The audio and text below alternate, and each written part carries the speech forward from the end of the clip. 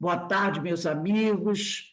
Boa tarde, minhas amigas. Nós estamos aqui na Sociedade de Estudos Espíritas Francisco de Assis, hoje, dia 8 de abril de 2024.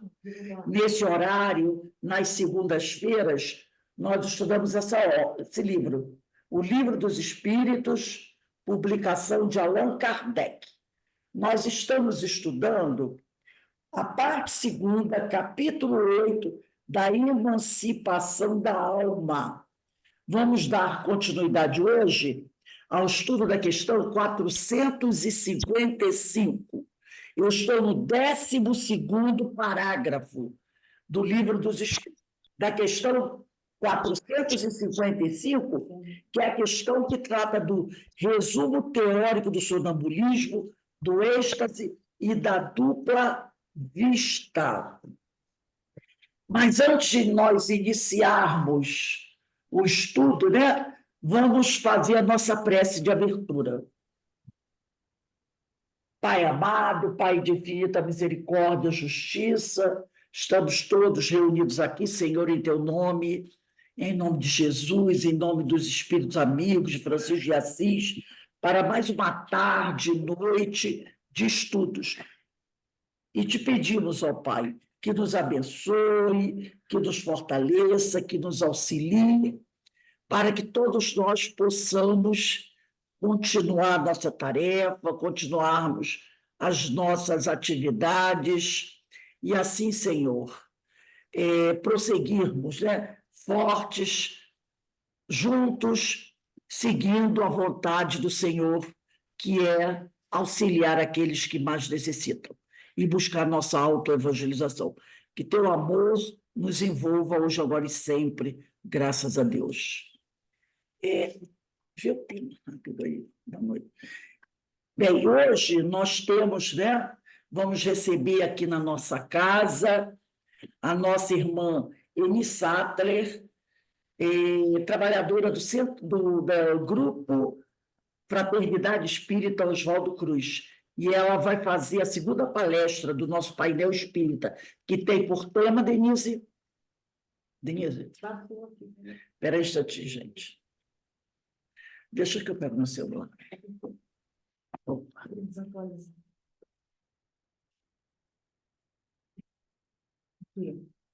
Tormentos evitáveis. Tormentos evitáveis, né? Esse é o tema da nossa palestra da noite de hoje.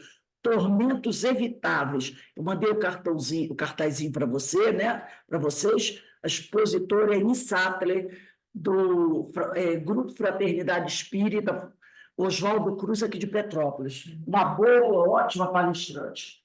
Ela vai estar conosco na noite de hoje, fazendo a nossa palestra do nosso painel espírita. Tormentos evitáveis, né? Um tema bastante interessante. Esse tema está no livro Diretrizes para o Êxito, da Joana de Ângeles. E esse nosso painel é sempre uma homenagem, né? São temas que estão ali no Livro dos Espíritos. E, como nós sabemos, nós comemoramos, né, o aniversário do Livro dos Espíritos no dia 18 de abril, que, por coincidência, é o dia do livro, né? A gente vê como tudo se encaixa, né?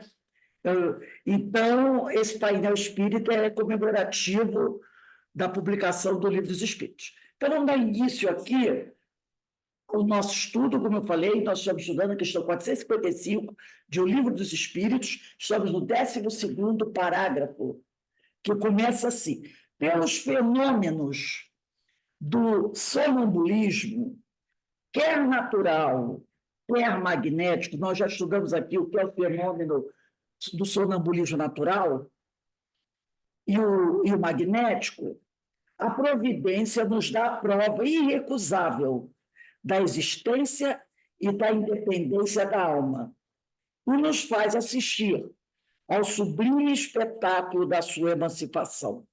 Então, nós sabemos que esse sonambulismo natural é aquele que todos nós temos, né? Você está dormindo, de repente desdobra, você não tem controle sobre ele, né? E acontece. E o magnético é aquele que é provocado. Pode ser um hipnotizador, pode ser uma pessoa, né, com técnicas do magnetismo, mas ele é aquele que é provocado, né? Essa é a diferença do magnetismo, do sonambulismo natural e do sonambulismo magnético, né?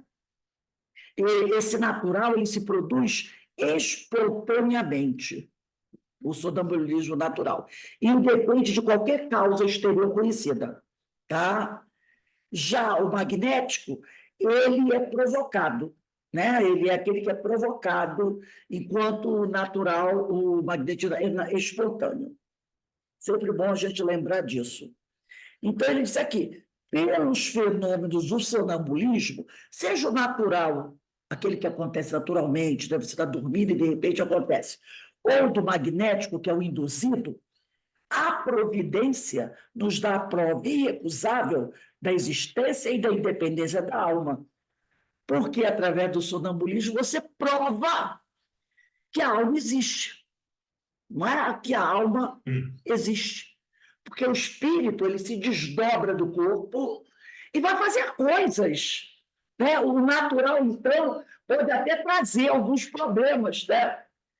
Porque tem pessoas que saem de casa, vão para a rua, né? Vão para a rua, vão trabalhar, vão fazer qualquer coisa, vão para a cozinha fazer janta. Eu conheci uma pessoa que ela era sonâmbula e ela ia fazer as coisas. Bandeirantes na praia. Exatamente. Né? Então, é a prova do espírito desse comando. Né? Então, ela nos faz assistir ao sublime espetáculo da emancipação da alma. Abre-nos dessa maneira o livro do nosso destino. Quando o sonâmbulo descreve que se passa à distância, também tem esse caso. Tem o sonambulismo em que o sujeito levanta e o corpo leva o corpo, né? Vai ele todo. Mas tem uns que ele não se levanta. Ele fica na cama ou na cadeira onde ele estiver e o espírito se desdobra. Aí o espírito vai fazer alguma coisa, né? Então, é o que ele diz aqui. Quando o sonâmbulo descreve que se passa à distância, é evidente que vê, mas não com os olhos do corpo. Porque se o corpo está na cama e ele vai no Japão ver o que está acontecendo lá, é claro que não é com os olhos do corpo, que os olhos são do corpo que está na cama. Vê-se a si mesmo e se sente transportado ao lugar onde vê o que descreve. Então, o espírito vai àquele lugar. O corpo fica aqui, ele vai lá no Japão, ver o que está acontecendo lá. Lá se acha, pois, alguma coisa dele. E não podendo essa alguma coisa ser o seu corpo, necessariamente a sua alma ou espírito. Então, vamos dizer que, nesse momento, no Japão esteja acontecendo um terremoto, que é muito comum lá, um terremoto. De repente, o sujeito está aqui, entra num estado sonambúlico e começa a contar sobre o terremoto que está acontecendo no Japão. Os detalhes. Aí a pessoa diz assim, aí ele pode estar inventando. Aí alguém vai, liga a televisão.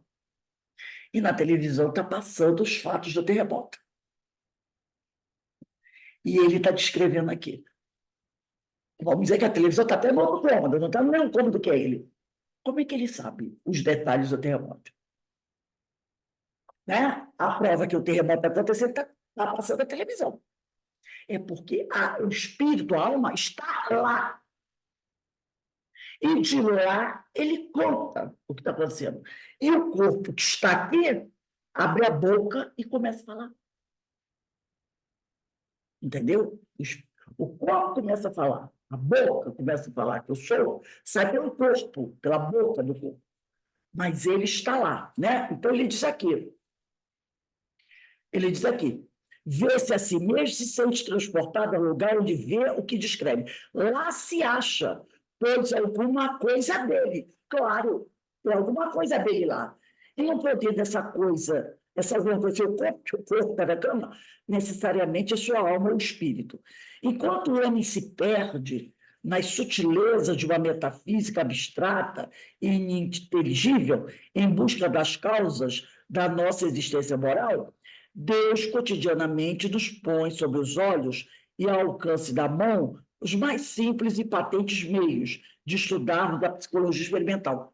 Às vezes, certas coisas são até mais difíceis de você dizer que não existe do que existe. Porque a coisa, às vezes, é tão evidente, eu vou por 13º parágrafo, Denise, o êxtase, é tão evidente que fica difícil até você dizer que aquilo não está acontecendo. Porque para você dizer que aquilo não está acontecendo, você vai ter que fazer uma ginástica, que o troço está tão claro na tua cara, na tua frente, que fica difícil, né? Você fazer uma ginástica. Então, de repente, eu me lembro aqui quando a Denise comentou aquele caso, aquele amigo espiritual, né?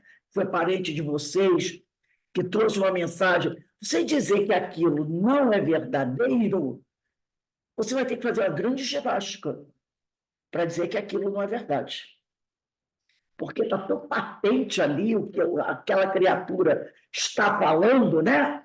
Inclusive falando para pessoas que o conheceram quando ele era encarnado, que aí você fica dizendo assim, como é que eu vou dizer que isso não existe? E responder uma questão que eu estava pensando. E respondendo uma questão que ela estava pensando.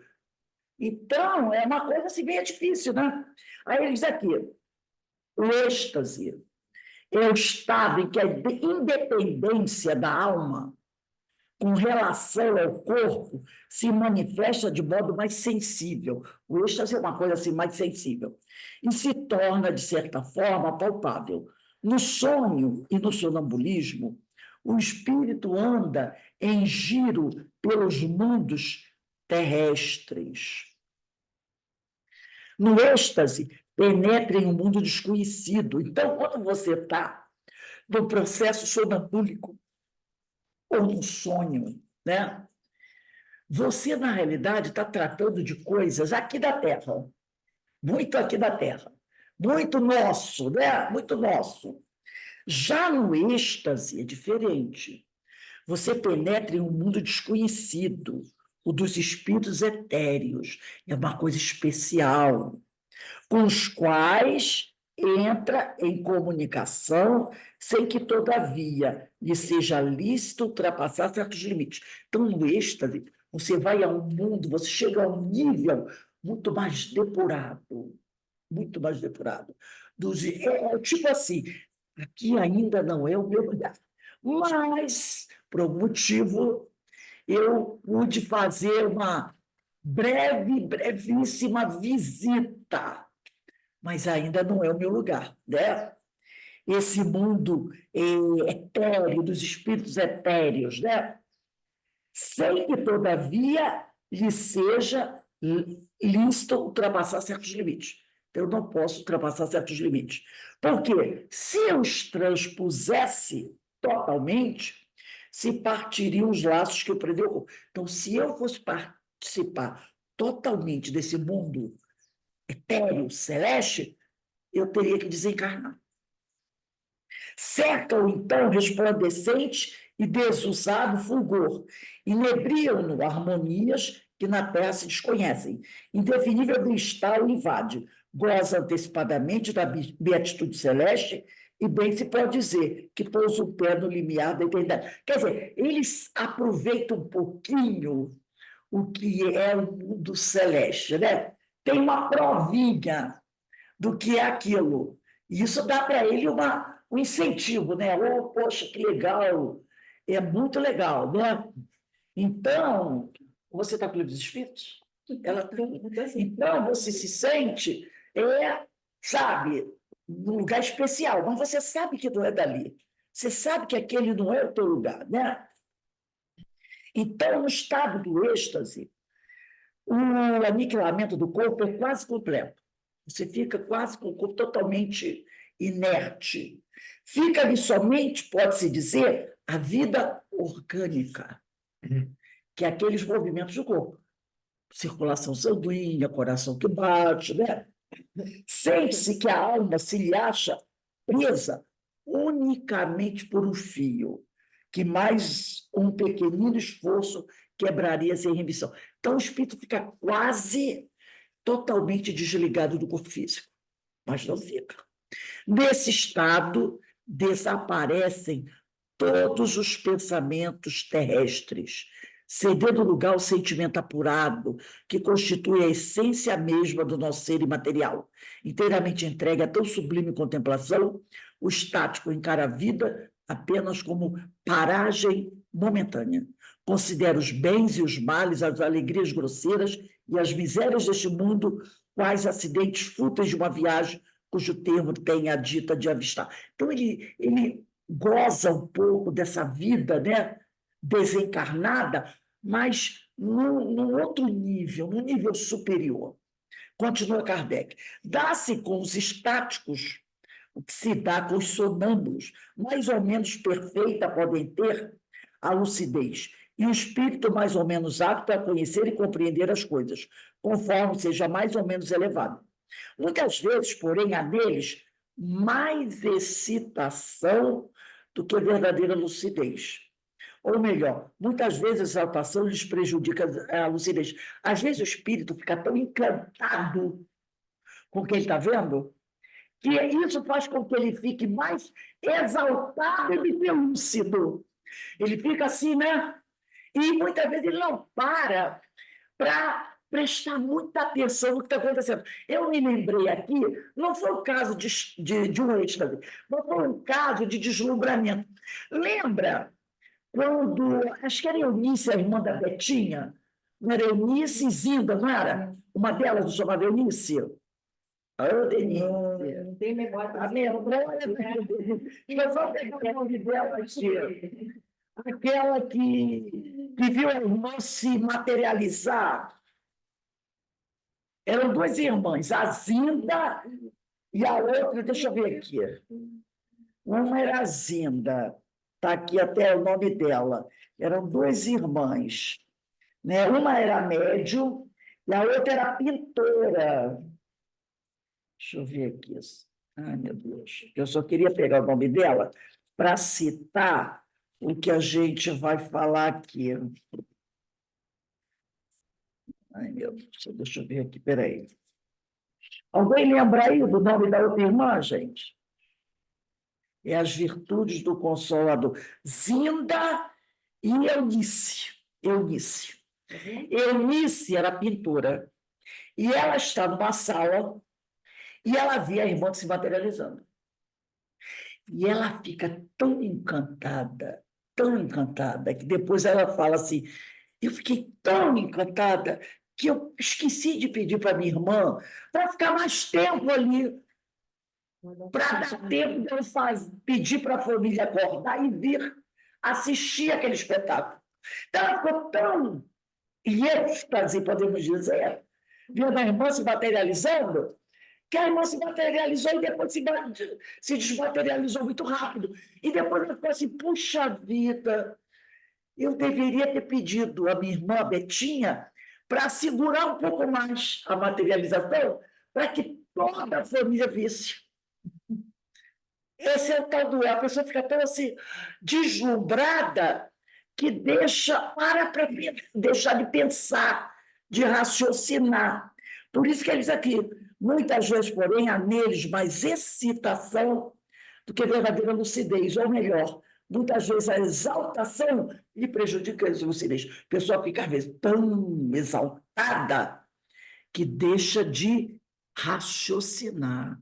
Então, a exaltação prejudica, muitas vezes, a lucidez da pessoa. Tá? Mas, Rose, será que a família ia ver a irmã dela? A materialização dela foi muito poderosa. Foi muito poderosa. Pelo que a Ivone falou, foi muito poderosa. Mas aí não teve essa coisa, né? Ficou tão assim, né? Então, ele diz que dessa exaltação, ele diz que daí o serem, frequentemente, suas revelações do estático, né? Um misto de verdades e erros. de coisas grandiosas e coisas absurdas, até ridículas. Então, por causa dessa exaltação, como o pessoal diz assim, parece até que ele viu o passarinho verde, né? Assim, eles acabam, muitas vezes, fazendo interpretações equivocadas, tá? E, às vezes, interpretação baseada naquilo que ele acredita, e que, às vezes, não é bem a verdade. Tem esse detalhe também, né? Às vezes, não é bem a verdade. Então, ele diz aqui, dessa exaltação que é sempre uma causa de fraqueza, olha aí. Quando o indivíduo não sabe reprimi-la. Então, a exaltação exagerada de você ficar... Tem um termo que não é muito agradável de falar, mas não me veio outro agora. O pessoal diz assim, ele ficou embaixo bacana. Não é um termo bonito, mas me veio outro aqui. Isso, muitas vezes, é sinal de fraqueza. Embevecido, mas o embevecido, diz o Beto aqui, embevecido, exagerado, né? Porque tudo que é bonito nos deixa embevecido, mas é aquela coisa exagerada. É aquela pessoa que não tem controle.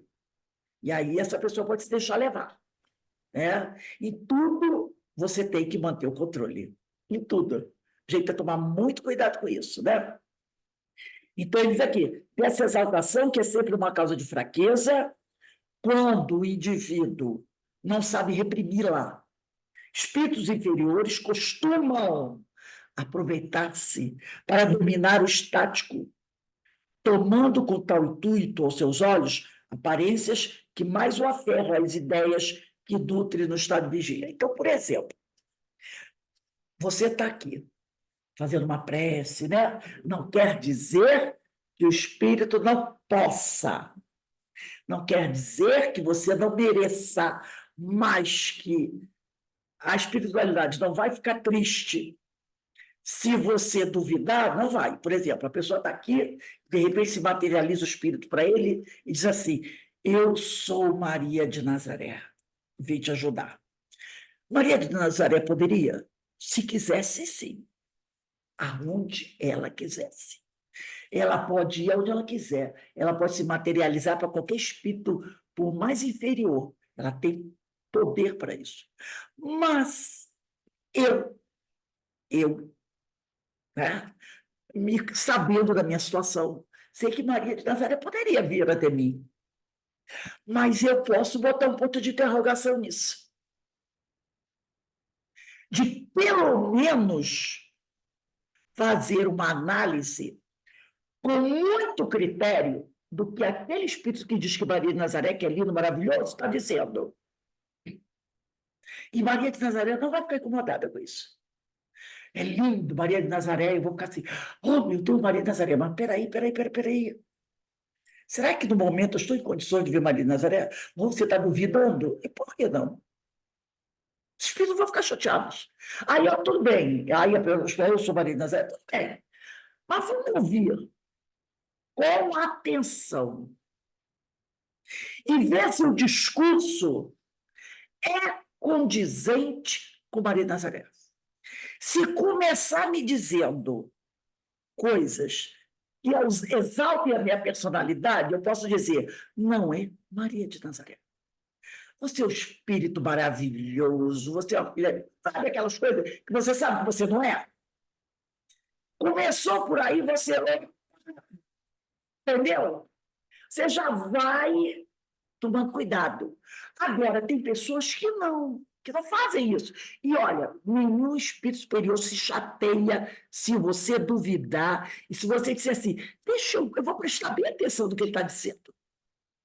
Não vai se afetar, não vai. Mas, infelizmente, tem pessoas que vão dizer assim, oh, meu Deus, é Maria. Ela falou que é Maria de Nazaré, acabou, é Maria de Nazaré. Essas pessoas são essas pessoas que os espíritos inferiores costumam aproveitar-se para dominar o estático, tomando com tal intuito aos seus olhos aparências que mais o aferram, as ideias que nutrem do estado de vigília. Eu vi uma vez, já devo ter contado isso para vocês, um filme que traz isso perfeitamente bem. É aquele Jornal das Estrelas, que eu adoro. aquela série. Então, tinha um espírito, tinha um homem, ele era, no passado, ele era da raça vulcana. A raça vulcana era uma raça muito racional, muito racional. Mas ele, por algum motivo, deixou de ser esse extremamente racional e passou a ser um crédulo, um crente, que nem os humanos.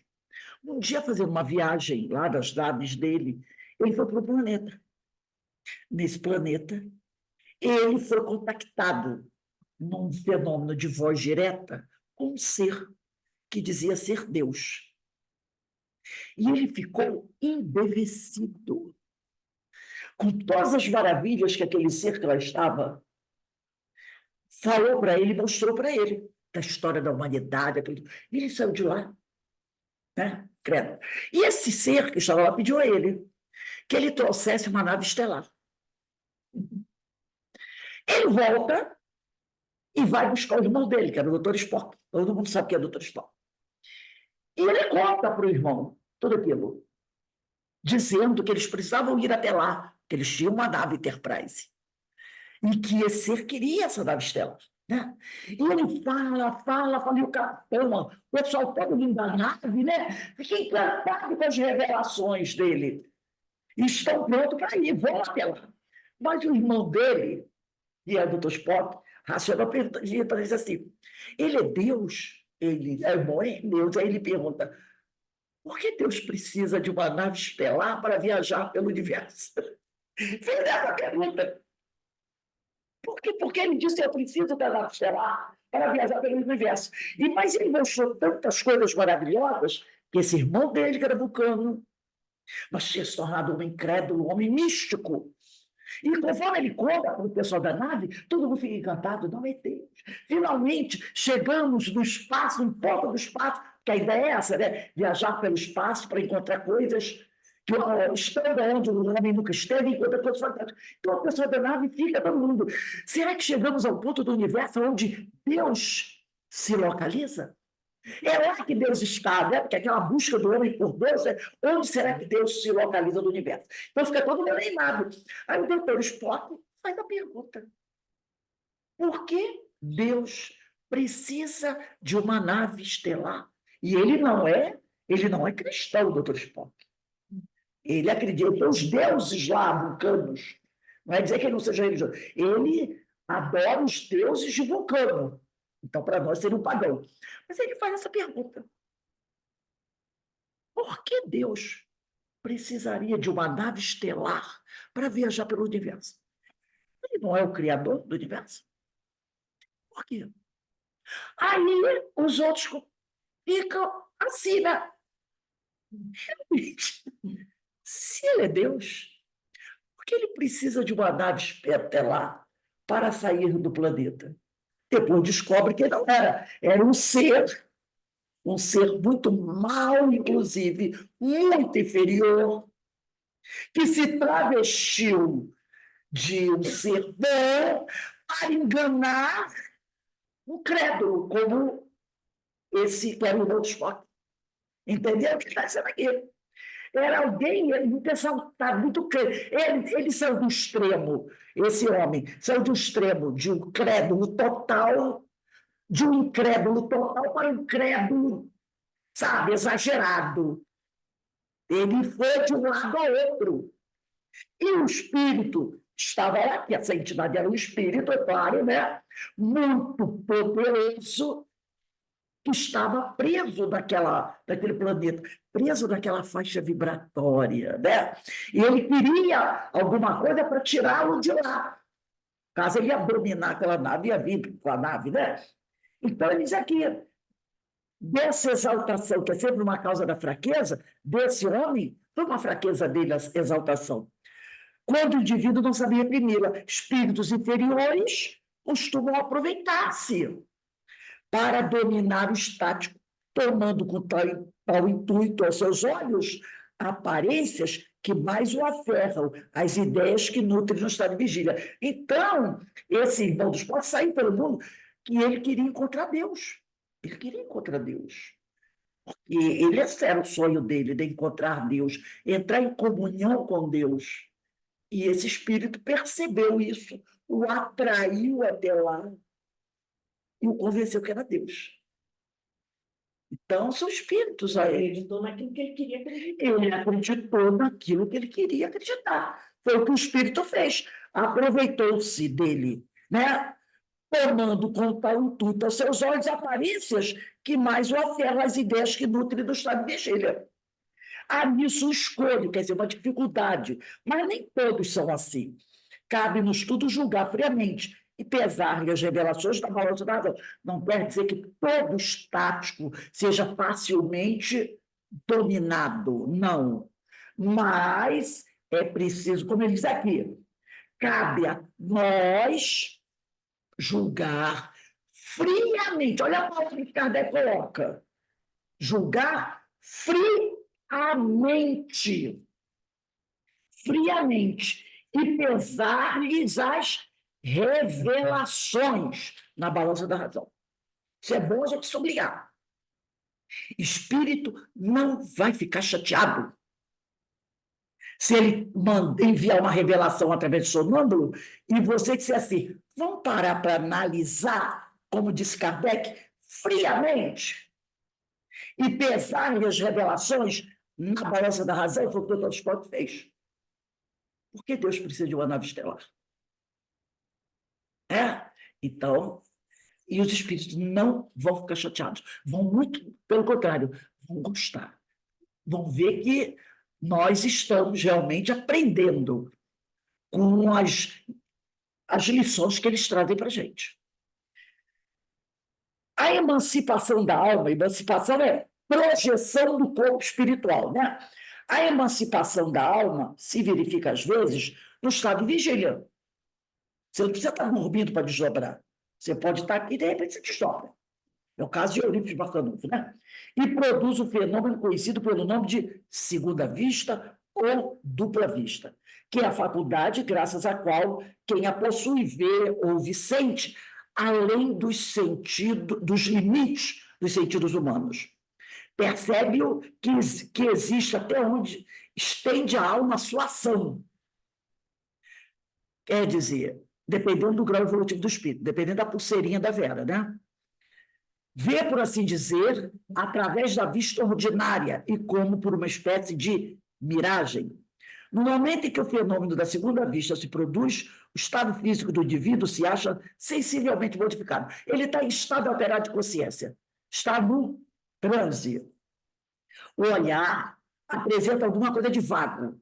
Ele olha sem ver. É o corpo que está ali. O pessoal diz que é o olhar de peixe morto, né? Olha sem ver. Toda a sua fisionomia reflete uma exaltação. Nota-se que os órgãos visuais se conservam alheios ao fenômeno pelo fato de a visão persistir, malgrado a oclusão dos olhos. Às vezes, a pessoa faz até passa a mão assim na frente. Às vezes brinca, você está aí, faz assim, né? Que a pessoa está tão assim que ele passa a mão e a pessoa continua naquela mesma situação. Aos dotados desta faculdade, ela se afigura tão natural como a que todos temos de ver. Consideram-na um atributo dos seus próprios seres, que em nada lhe parecem excepcionais. De ordinário, o esquecimento se segue a essa lucidez passageira, cuja lembrança, tornando-se cada vez mais vaga, acaba por desaparecer como a de um sonho. Quando ele volta, normalmente ele esquece rapidamente aquilo que ele viu ou ouviu, né? O poder da vista dupla varia, indo desde a sensação confusa até a percepção clara e nítida das coisas presentes ou ausentes. Quando rudimentar, confere a certas pessoas o tato, a perspicácia, uma certa segurança dos atos, a que se pode dar o qualificativo de precisão de corpo e de vista moral. Um pouco desenvolvida, a dupla vista, desperta os pressentimentos.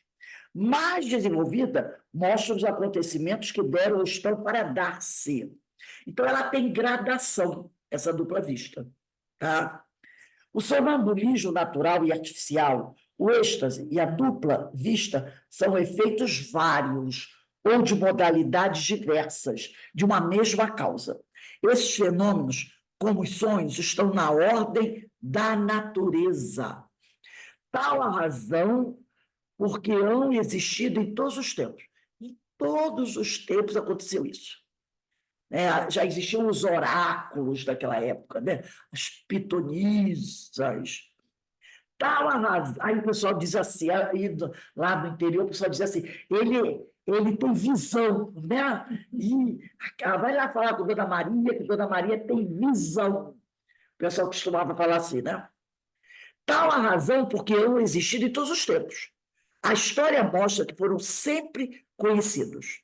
E lembrando que o perispírito está na base de tudo isso, né? Tal a razão porque hão existido em todos os tempos. A história mostra que foram sempre conhecidos e até explorados. E como foram explorados? Como continuam sendo até hoje.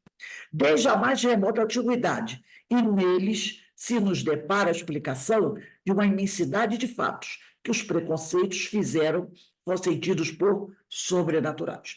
Para a gente encerrar essa questão 455, eu trouxe aqui um texto de Kardec, no livro Obras Póstumas. Vocês estão vendo, né? Está vendo, Denise? Então, diz assim o texto: no fenômeno da dupla vista, ele encerrou aqui falando da dupla vista, por se achar a alma parcialmente liberta do envoltório material, parcialmente, porque tem o fio, né? A continuação do perispírito, que lhe limita as faculdades, não há duração nem distâncias, visto que lhe é dado abranger o espaço e o tempo. Tudo se lhe confunde no presente. Livre dos entraves da carne, ela, essa alma, né, julga dos efeitos e das causas melhor do que nós, que não podemos fazer outro tanto, né? Ver as consequências das coisas presentes. Isso aqui é muito importante, gente. Ver as consequências, acho que eu pulei muito aqui, ver as consequências das coisas presentes e pode levar, isso aqui é muito importante a gente prestar atenção, ver as consequências das coisas presentes e pode levar-nos a pressenti-las. É neste sentido que se deve entender o dom de presciência atribuído aos videntes. Suas previsões de ter a alma consciência mais nítida do que existe, e não de uma predição de coisas fortuitas sem ligação com o presente. É por dedução lógica do conhecido que ela chega ao desconhecido, dependente, muitas vezes, de nossa maneira de proceder. Quando um perigo nos ameaça, se somos avisados, ficamos em condições de tentar tudo o que seja preciso para evitá-lo, cabendo-nos a liberdade de fazê-lo ou não.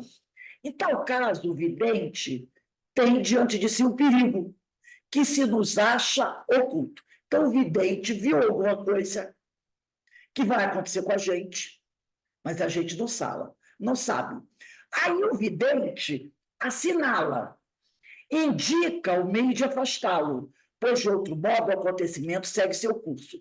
Suponhamos que uma carruagem enveredou por uma estrada que vai dar um precipício, que o condutor não pode perceber. Ele não sabe que tem aquele precipício no final da estrada.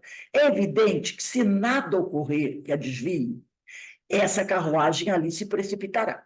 Suponhamos também que um homem colocado de maneira a divisar a estrada em toda a sua extensão, no alto de um morro, por exemplo, vendo o perigo que corre o viajante, consegue avisá-lo, consegue avisá-lo a tempo de ele se desviar.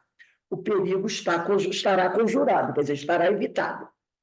Da sua posição dominando o espaço, o observador vê que o viajante, cuja visão os acidentes do terreno circunscreve, não logra divisar. Então, o homem que está dentro da montanha, ele percebe o quê? Que o homem que está dirigindo a carruagem não tem condições de ver o final da estrada que leva ao abismo.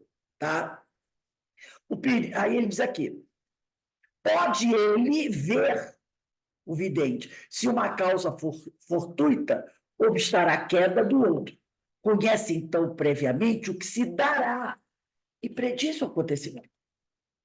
Então, ele vê que algo que está para acontecer, mas ele não diz, vai acontecer certamente ou não vai. Ele não sabe. Ele está do alto do morro, vendo a carruagem em direção ao abismo. Ele prevê e diz para a pessoa, olha, isso pode acontecer com você. Mas ele não tem certeza se vai acontecer. Como o homem da carruagem, ele está se caminhando para o abismo. Mas ele avisa. Ou melhor, ele fica preocupado, tem que avisar, para que ele não caia no abismo. Mas até então, né? Aí ele diz aqui. Então, pode ele, o vidente, o homem, ou melhor, o homem que está na alta montanha, ver se uma causa fortuita obstará a queda do outro. Conhece, então, previamente o que se dará e prediz o acontecimento. Imaginemos que esse homem, do alto de uma montanha, divise ao longe pela estrada, uma tropa inimiga, dirigindo-se para uma aldeia a que pretende aterrar fogo. Fácil lhe será, levados em conta o espaço e a velocidade, prever quando a tropa chegará. Ele olha a tropa, olha a aldeia, ele sabe onde essa tropa deve chegar na aldeia dentro de 15 minutos, dentro de meia hora, dentro de uma hora, porque ele calcula o tempo, né? Então ele sabe. Não tinham aqueles que iam à frente, viam onde estavam Os os batedores, aí voltava dizendo, eles estão a Isso. Isso. Então ele diz aqui, fácil lhe será levados em conta o espaço, quer dizer, a distância e a velocidade da tropa. Se a tropa vem muito acelerado, vai chegar mais rápido do que viesse lentamente. E a velocidade da tropa prevê quando a tropa chegará. Se, então, descendo a aldeia, disser apenas a tal hora a aldeia será incendiada, caso o fato ocorra, ele passará os olhos da multidão ignorante por adivinho, feiticeiro. Entretanto, apenas viu o que os outros não podiam ver e deduziu do que vira as consequências. Ora, o vidente, como esse homem, apreende e acompanha o curso dos acontecimentos. Não lhes prevê o resultado, porque possui o dom de adivinhar. Vai que a tropa resolve desviar. Vai que alguém vem um emissário correndo no outro sentido e pare a tropa e diga para o comandante, o rei mandou voltar, todo mundo. A tropa não chega lá. Não é? Coisas podem acontecer. Não, ele não lhes prevê o resultado, porque possui o dom de adivinhar. Ele o vê e, desde então, pode dizer-vos se estáis no bom caminho, indicar-vos outro melhor e anunciar o que se vos deparará no extremo do que seguis.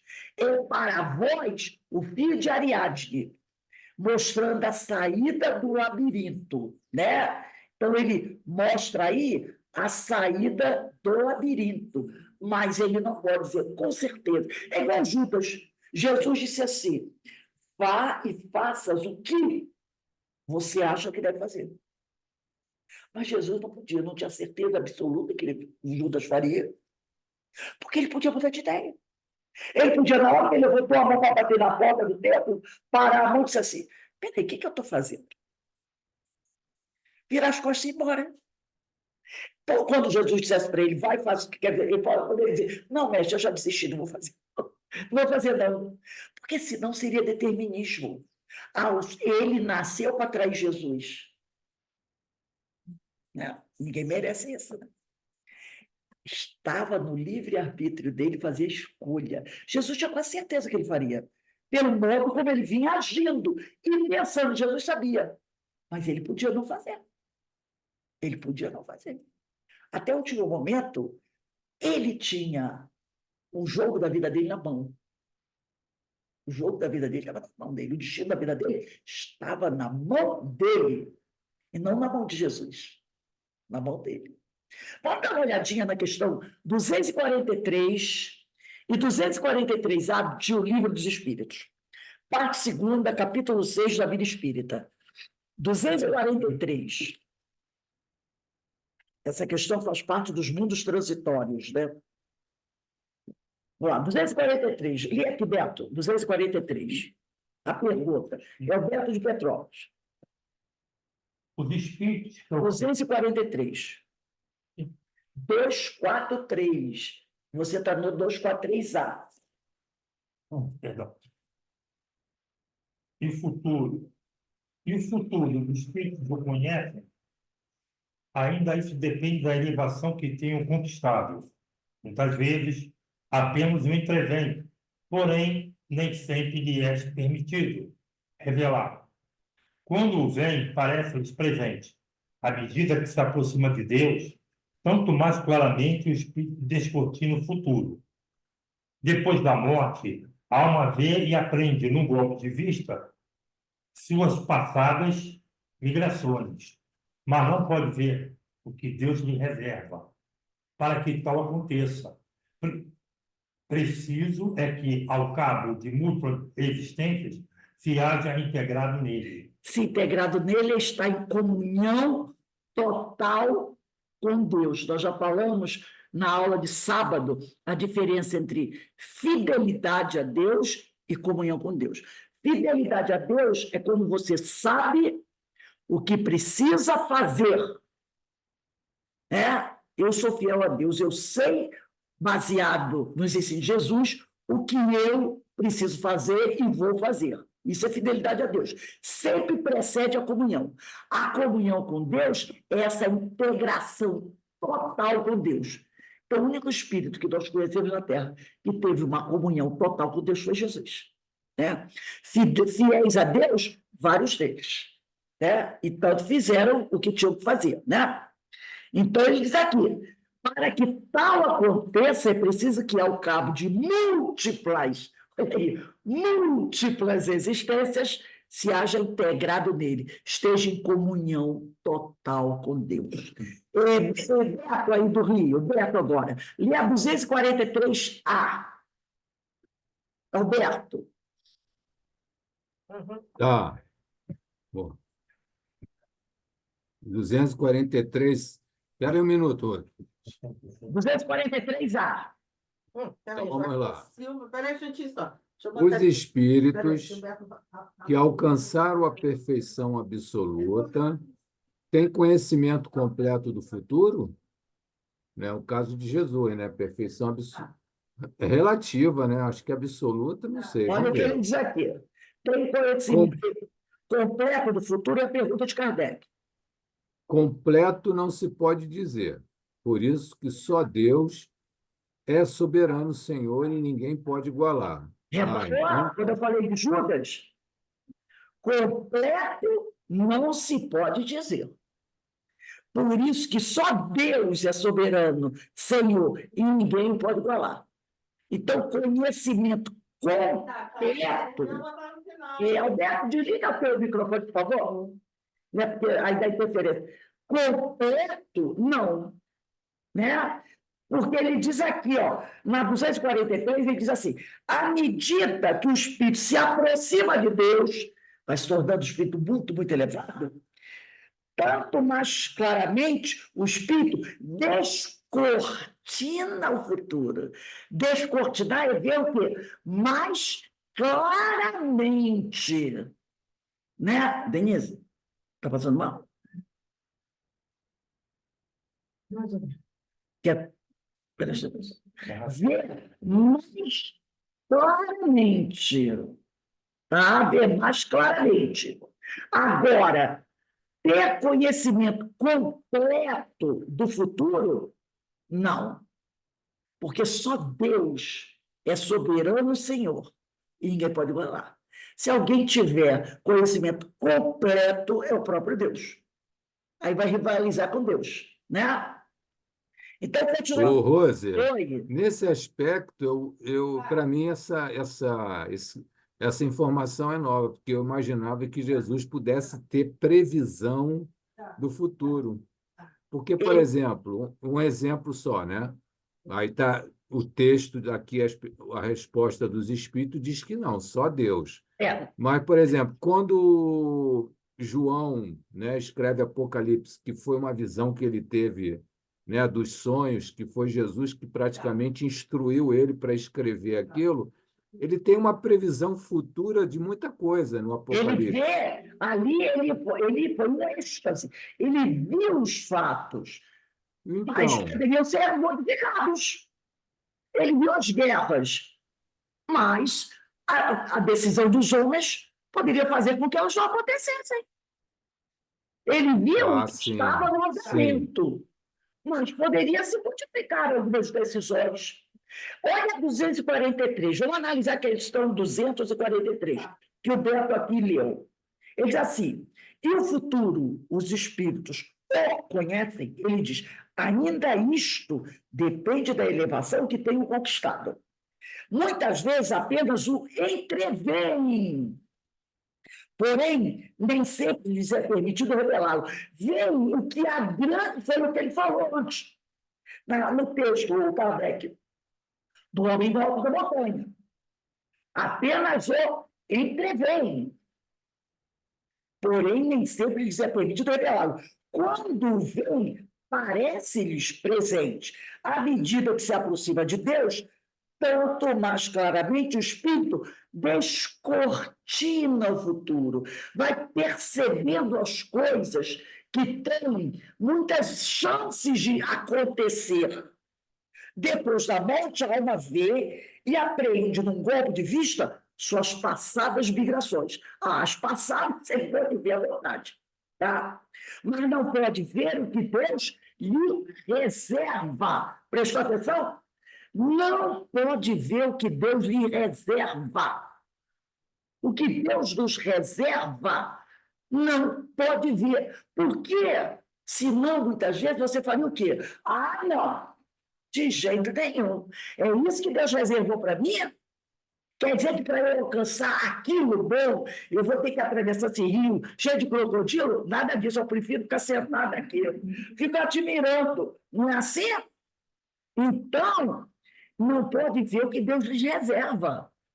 Para que tal aconteça, precisa que ao cabo de múltiplas existências, é o de integrado dele. Para mim, Jesus sabia o que estava reservado para ele. Não detalhes, mas ele sabia que ele veio à Terra para ajudar os homens a evoluir, sabia que, pelo nível moral da humanidade à época dele, ele não teria, as coisas não sairiam maravilhosamente bem para ele, mas como ele já era um espírito de comunhão com Deus, ele sabia que após a tempestade que ele iria passar, viria a bonança, viria a luz. Após aquela noite, o dia raiaria. Ele sabia disso. Agora, outros, que não fossem tão evoluídos como Jesus, sabendo a tempestade que se adivinhava, o que diriam assim? Olha, gente, fechei aqui para balanço. Não vou lá no monte. Na Santa Ceia, já pegava um barquinho para outro lugar. Não iria lá para o monte, onde seria preso. Entendeu? Porque não estavam preparados para enfrentar aquilo. Jesus sabia que ia passar por dificuldades. Ele não sabia detalhe. Vão me levar, vão me bater pela escotada, vão me crucificar entre dois ladrões, vão pregar. Não, os detalhes não. Ele sabia que uma grande dor, tanto que ele, quando está orando, muita gente diz assim, que Jesus fez aquela prece, Pai, afasta-te de mim esse cálice, e que ele sangrou, né? Gotas de sangue. Pensa assim, Jesus naquele momento pediu a Deus que afastasse dele a dor, mas que seja feita a tua vontade. Não é assim que se fala? Mas não é isso. Não é isso. Quando ele está ali, ele tem o êxtase. Qual o êxtase? Ele vê o futuro, o que ia acontecer com a humanidade por não aceitar seus ensinamentos. E ele disse, Senhor, afasta de mim esse cálice. Porque ele sabia que a humanidade que ele amava iria passar por uma dor tão imensa, como passou, né? Até que veio a segunda revelação, eu minto, até que veio a terceira revelação, né? 2000 anos de dor, de guerra, de martírio, de outras coisas mais. E ele falou, Senhor, afasta-te de mim esse cálice. Foi a visão que ele teve do futuro. Jesus é aquele que está lá em Não, cima. não, ele não falou isso, pai, a parte de mim, esse caso, porque ele ia ser preso, espancado, crucificado, não. Isso ele já sabia. que ele passaria pela tortura, mas sim pelo sofrimento do povo, que ele veio resgatar. Entendeu? Então, ele sabia que ele já era puro. Não é aquela, o momento dele passar por aquela dor, não era aquilo que ia determinar se ele ia se tornar puro ou não. Ele já era. Ele já era puro. Entendeu? Mas mesmo assim, ele diz aqui, ó, mas não pode ver o que Deus lhe reserva para que tal aconteça, precisa que ao cabo de múltiplas existências, ele sabia o que estava reservado para ele, naquele momento. Porque ele falou, eu serei preso, ele falou para eles, irão me matar, ele falou, tanto que quando ele falou isso, Pedro ficou assustado, não foi? Pedro ficou assustado, porque ele já tinha previsto que ele seria morto e entregue, ele já teria. Inclusive, os profetas já tinham dito isso. Elias, lembra? Isaías já tinham dito isso no Antigo Testamento. Que ele ia morrer, que ele ia ser torturado, que ele ia ser morto. Os profetas, bem longos antes de ele chegar, já tinham falado. Porque ele já tinha revelado tudo aquilo. Então, os profetas já tinham falado isso. Ele já chegou aqui sabendo o que ele ia passar. Ele já sabia o que ele ia passar. Exatamente. Então, ele já sabia. Então, isso não tinha problema, porque isso era coisa que ele já sabia. Ele já sabia. Então, eles aqui, aí é 243A, espíritos que alcançaram a perfeição absoluta, têm conhecimento completo do futuro, então eles sabem tudo. Aí ele diz, completo não se pode ser. Por isso que só Deus é soberano, Senhor, e ninguém o pode igualar. Completo de tudo, não. Porque seria Deus. Eles sabem muito, mas o completo, esse é uma faculdade de Deus, é a capacidade, por isso ele é o Criador. Ele é o Criador. Então, Jesus não pode ter o conhecimento completo do futuro, porque isso é um atributo de Deus, é a onisciência, é a ciência de tudo. E esse atributo só Deus tem. Ele é onipresente, quer dizer, está em todos os lugares, onipotente, tem todo o poder, e onisciente, tem a ciência de tudo. Então, só Deus tem. Né? Respondendo a tua pergunta, Alberto. Sim, sim. Então, vamos voltar aqui ao nosso texto. Então, se vê, longe está isso da predição propriamente dita de Kardec, conforme entendemos na acepção vulgar do termo. Nada foi tirado ao livre-arbítrio, porque nada pode ser tirado ao nosso livre-arbítrio. Do homem que conserva sempre a liberdade de agir ou não, de evitar ou deixar que os acontecimentos se deem por sua vontade ou por sua inércia. Então, alguém avisou para ele, ó, as tropas estão chegando, vão queimar a aldeia.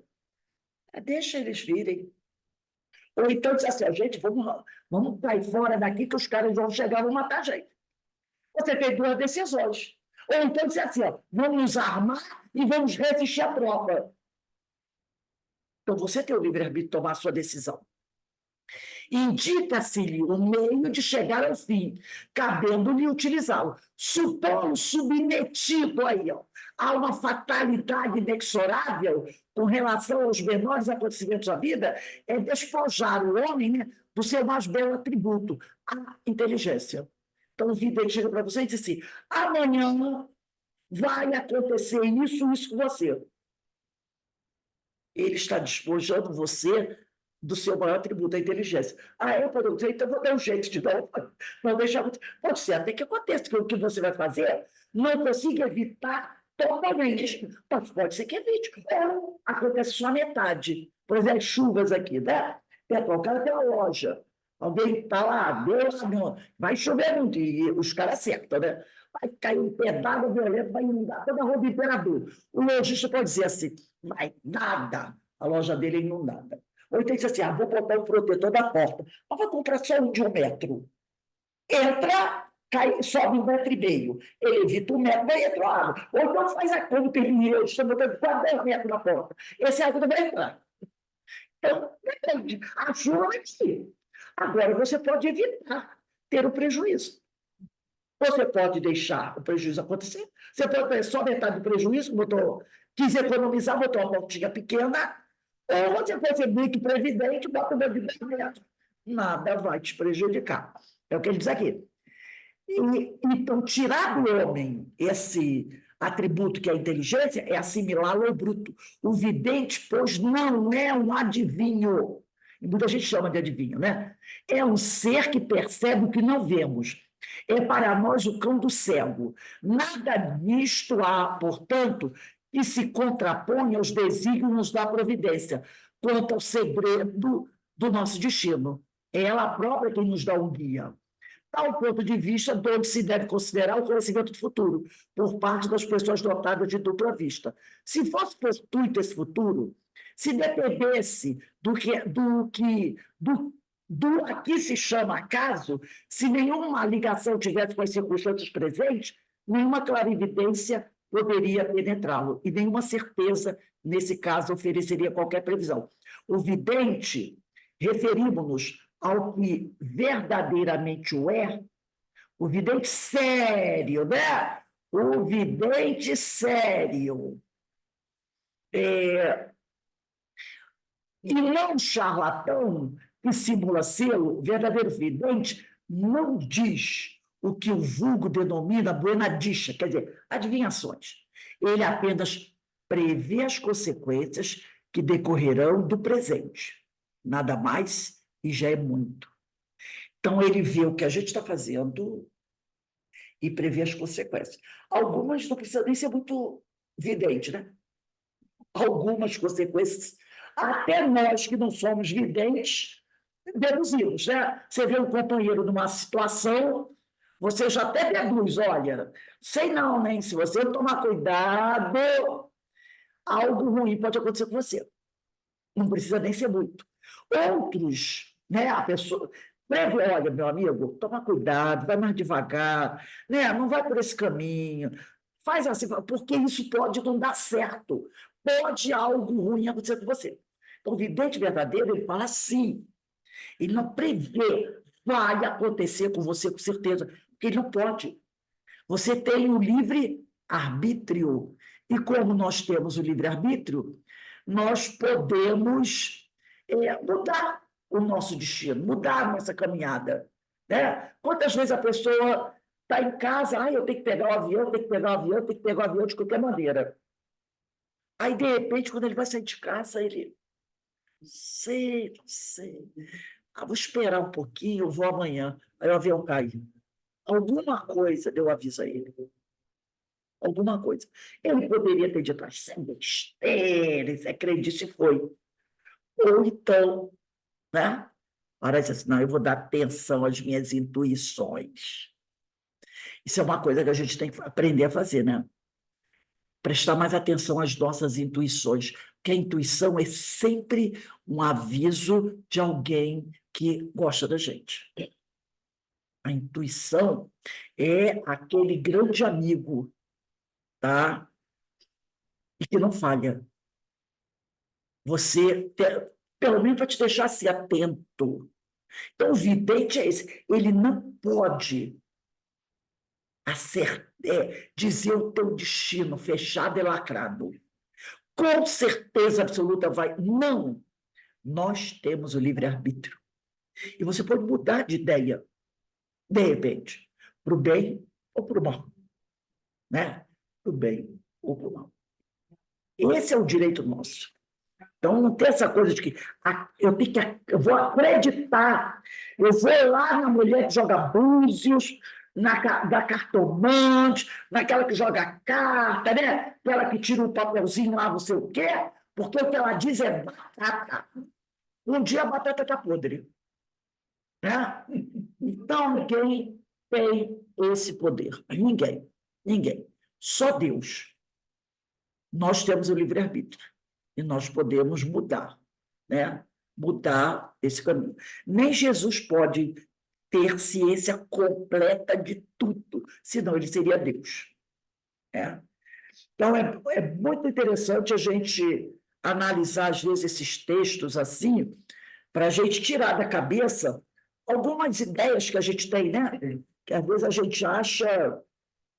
É igual. Ai, meu Deus.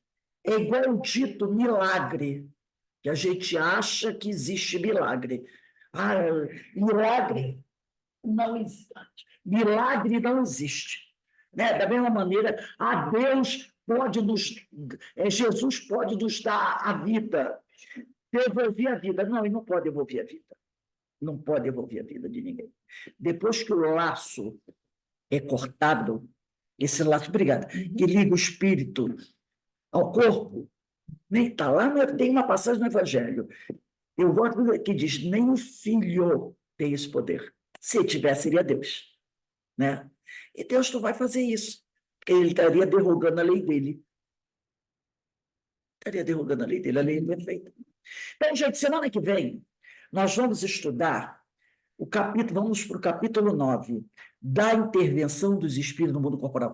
Esse capítulo é muito bom. Eu vou trazer para vocês um texto de Kardec falando sobre isso, que é uma aula que Kardec dá. Uma aula. Está lá na Revista Espírita. Porque Kardec tinha uns textos que ele escrevia, olha, fantásticos, tá? Então, semana que vem, questão 456. Bem, gente, vamos encerrando agora essa nossa aula. Daqui a pouco, né, nós teremos aí o nosso estudo, que é lindo. Esse é o último capítulo do livro Devassando Invisível. Hein? Tem um amigo que eu mandei para ele, o cartazinho do próximo livro que a gente vai estudar, Mecanismo da Mediunidade, né? Eu até mando, você já tem. Vai ser o próximo livro. Assim que a gente terminar esse capítulo, que deve levar umas 2 ou 3 aulas, a gente vai... Aí ele botou assim para mim. Ah, que maravilha que vocês vão estudar o Mecanismo da Mediunidade. Mas, olha, o último capítulo do livro Devassando Invisível é sensacional. Ele mandou dizer assim para mim. Até o palestrante lá de Minas Gerais. Acho que é de Minas, São Paulo. Ele falou assim, o último capítulo do Devassando Invisível é sensacional. Então, não percam, tá? Vamos entrar nele hoje. Ele já me deu essa dica. Ele disse, é sensacional, né? Então, vamos agradecendo sempre a Deus a oportunidade desses estudos, desses conhecimentos que nós vamos tendo, que tanto tem nos ajudado, né? Quando for assim, 5h30, 5h25, 5h30, a gente retorna para o estudo do livro Devassando Invisível. E hoje nós temos a nossa irmã Ine Sattler, que vai fazer a nossa palestra do painel espírita. E o tema dela é tormentos evitáveis. Então, vamos ver os tormentos que nós podemos evitar. Tá? No livro Diretrizes para o Êxito, de Joana de Ângeles. Então, vou dar a paradinha aqui. Vou passar para a Denise, tá bom? Todos estão convidados para a nossa palestra.